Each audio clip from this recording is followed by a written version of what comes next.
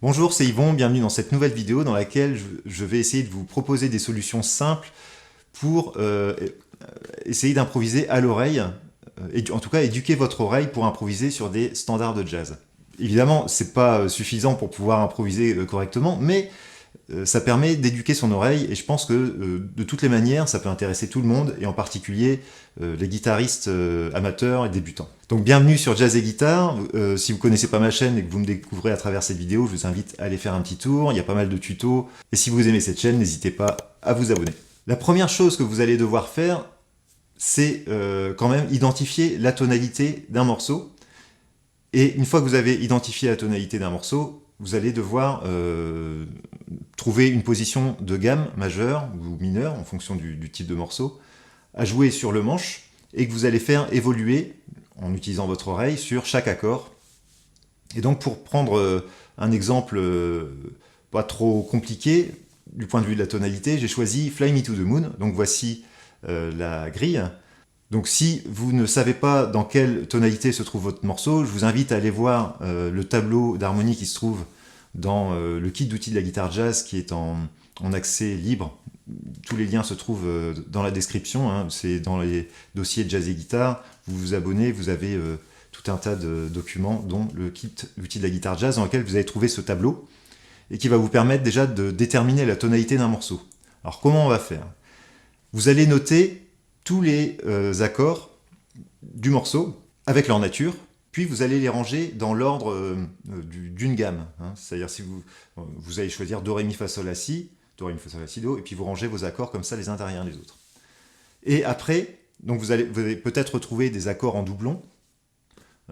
On peut retrouver par exemple dans le morceau que je vous propose d'étudier aujourd'hui, Fly Me to the Moon, on a parfois Do majeur 7, parfois Do 7, parfois Mi mineur 7, parfois Mi 7, c'est pas grave, vous mettez tout dans la même colonne, dans la colonne de Mi.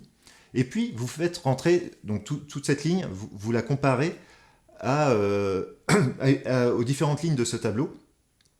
Et une fois que vous trouvez le maximum d'accords qui correspond à une ligne ou une partie de la ligne de ce tableau, vous regardez tout à gauche et vous avez comme ça la tonalité majeure, en tout cas du morceau. Donc si vous voulez la tonalité relative, pareil en utilisant ce tableau, hein, la tonalité relative mineure, ça correspond à la 6e colonne de ce tableau. Donc si vous avez trouvé une gamme majeure, mais que vous sentez que le morceau est plutôt en mineur, il faut regarder à quoi correspond la 6e colonne du tableau. Et vous avez un accord mineur sur cette même ligne, et ça sera la tonalité mineure du morceau.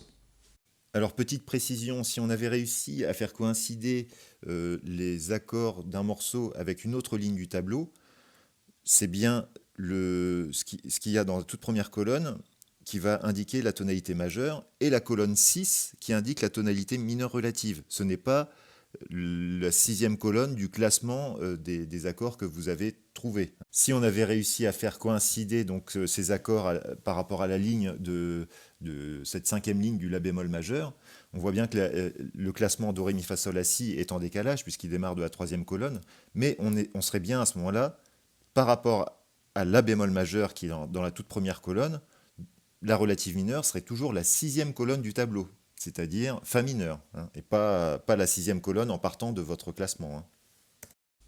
Alors ici, dans notre grille Fly Me to the Moon, on a donc tous ces accords. Si je les range, je vais trouver un maximum d'accords sur la première ligne, la ligne de Do majeur. Et le morceau commence par un La mineur. Bon. Dans tous les cas, ça sera soit un morceau en Do majeur, soit un morceau, si je regarde la 6e colonne, ça sera un morceau en La mineur. La première des choses que je vais faire, c'est jouer, par exemple, une gamme de La mineur. Donc il va falloir trouver une position de gamme. Alors je vous propose celle-ci. Pareil, vous pouvez trouver des positions de gamme dans ce kit d'outils de la guitare jazz. Hein. On va prendre la gamme de La mineur ici. Donc le La se trouve là. Si, Do, Ré, Mi, Fa. Donc ça c'est le même doigté. Hein. 1, 3, 4, 1, 3, 4 à partir de la 7e case. Puis Sol et La. Et en fait on a besoin juste de 3 cordes pour jouer une gamme complète. Si, Do, Ré, Mi, Fa, Sol, La. Et ça fonctionne sur tous les accords du morceau, donc ici de Fly Me to the Moon, à partir du moment où ce ne sont pas des accords qui n'appartiennent pas à la ligne. Alors, regardons maintenant cette grille. On a La mineur 7, ça correspond à la 6e colonne du tableau. Hein. Ré mineur 7, deuxième colonne, Sol 7, cinquième colonne, Do majeur 7, première colonne, puis Do 7. Donc là, ça veut dire que Do 7, il va falloir faire attention. Donc vous pouvez entourer le Do 7 et essayer d'identifier la note qui va changer. Alors, la note qui va changer entre Do majeur 7 et Do 7, c'est Si bémol. Ça veut dire qu'à cet endroit-là, on va devoir jouer la note Si bémol. Donc au lieu de jouer La, Si, Do, Ré, Mi, Fa, Sol, La, Si, je vais devoir jouer un Si bémol. Voilà. Alors, comme je vous ai dit, on va travailler à l'oreille. Comment faire pour travailler à l'oreille? Donc vous avez compris, en fait, en gros, il va falloir faire attention à une série de notes qui vont se trouver sur les accords étrangers à la tonalité. Donc, si on reprend toute cette grille, on va avoir le Do 7, le Mi septième. Donc le Mi septième, c'est la tierce qui va changer. Donc au lieu d'avoir Sol, on va avoir Sol dièse. Un peu plus loin, on a un La septième. Donc le La septième, ce qui va changer, c'est la tierce, pareil. Donc ça va être, au lieu d'avoir le Do, la note Do, on va avoir Do dièse. Et puis c'est à peu près tout. Hein. On va retrouver un La 7, un Mi 7 un peu plus loin. Alors je ne parle pas du Fa 7 parce que quand j'ai tourné la vidéo, j'avais la grille du New Real Book sous les yeux. Et dans cette mesure, donc la 9, 10, 11e mesure, on a juste un Do majeur 7 sur la grille du New Real Book. Et en fonction des versions, on peut avoir même un Fa majeur 7. Le Fa majeur 7, il rentre dans les clous de la tonalité de Do majeur. Donc là, il n'y aurait même pas à l'entourer et à le traiter différemment. Si on a un Fa 7, à ce moment-là, il faut prendre la note modulante qui est Mi bémol, la 7e de Fa. Donc ce que vous pouvez faire, c'est vous imprimer cette grille, l'avoir sous les yeux, et puis indiquer donc toutes les notes auxquelles il va falloir faire attention. Maintenant, pour l'oreille, ce que je vous conseille de faire, c'est vous jouez l'accord, et puis maintenant que vous avez l'accord dans l'oreille, vous commencez à jouer avec cette gamme. Alors, vous pouvez vous enregistrer, utiliser une pédale de boucle. Hein.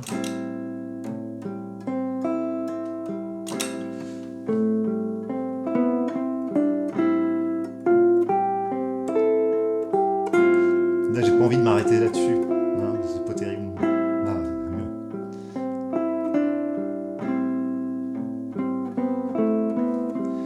Donc voilà, c'est comme ça que vous allez former votre oreille à s'intéresser aux notes de l'accord.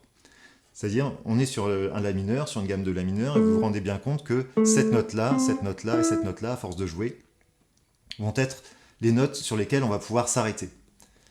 Plus facilement, en tout cas, que d'autres notes. Je passe au deuxième accord.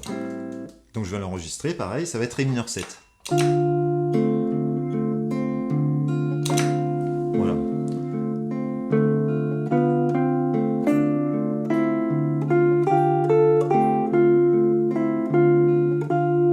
Elle est très bien celle-là. Vous voyez, là... Mieux, voilà. Cette note-là, elle n'était pas terrible. Et celle-là, elle était très bien, alors que sur le premier accord, elle n'était pas... cette note-là, elle était vraiment pas terrible. Et celle-là, elle était pas mal, mais pas super non plus. Donc voilà, en fait, à chaque accord, même si on utilise les notes de la gamme, chaque note de la gamme va avoir un poids différent. En fait, c'est logique, hein, puisque les notes qui sont sur l'arpège, c'est une note sur deux dans la gamme, elles vont être plus importantes que les notes qui seront entre ces notes d'arpège. Mais comme les accords changent à chaque mesure, les points sur lesquels on va pouvoir s'appuyer vont changer également. Et donc, ce qu'il va falloir faire, c'est progressivement écouter comment sonne la gamme et sur quelle note on va pouvoir s'appuyer sur chaque accord. Donc je passe au troisième accord. Donc sur Sol 7.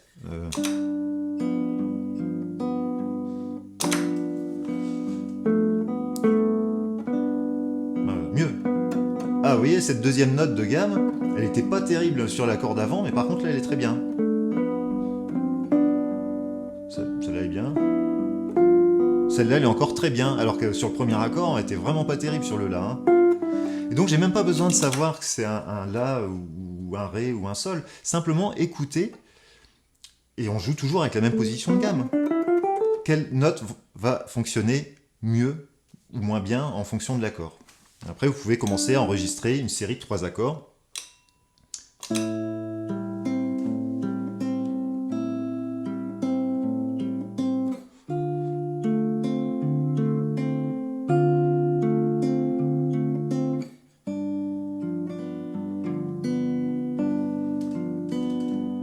vais rajouter un pour faire un cycle.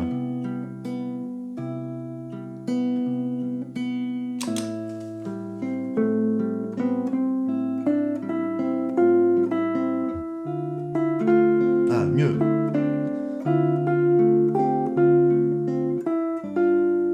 Bien aussi.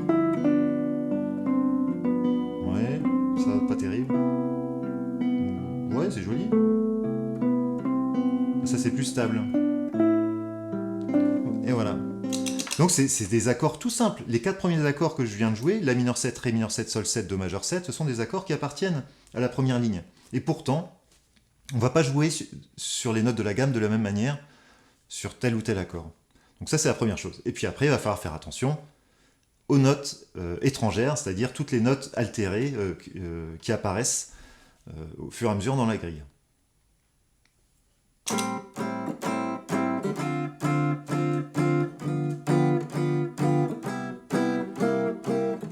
Il y avait le Si bémol, on va passer.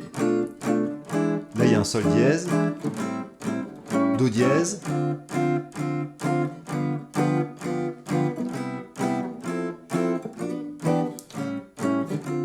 il y avait le Do dièse sur la 7, et le Sol dièse ici. Voilà.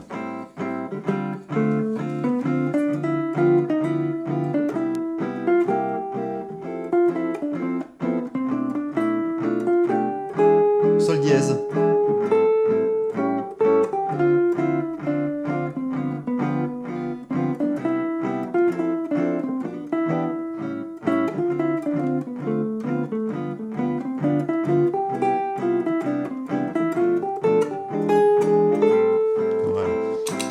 J'ai pas fait toutes les notes accidentelles parce que parfois je me trouve éloigné dans la gamme que je suis en train de jouer en montant, en descendant, de la note qui module.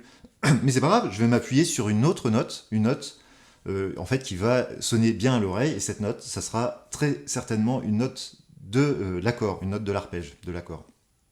Voilà, comment on s'y prend finalement pour improviser à l'oreille sur une grille, avec juste une position de gamme, et puis en faisant attention un petit peu.